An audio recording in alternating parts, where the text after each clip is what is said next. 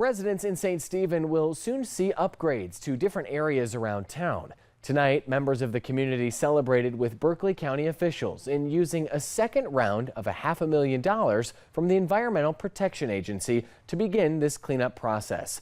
Our Tiana Maxwell spoke to leaders on their new goals for the area.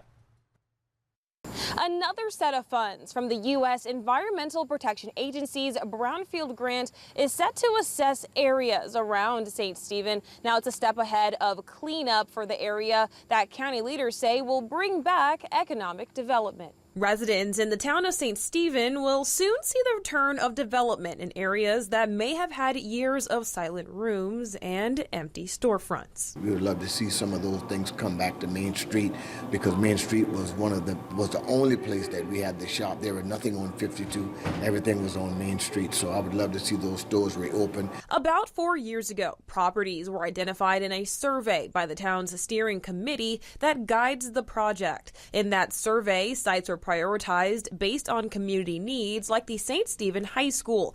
Tonight, residents were told in a community meeting that buildings in the town's downtown area, as well as the Turner Mill site, will also be assessed for environmental hazards. When you're looking at like the lead paint, the asbestos, we found in some of the properties they had mercury on the floors that were embedded into the floor, so those environmental hazards.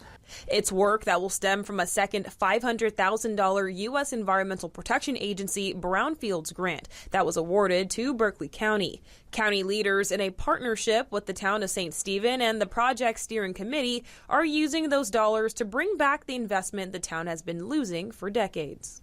Lots of brain drain, which it calls when people graduate from the area, they leave and never come back. A lot of that has been taking place over decades.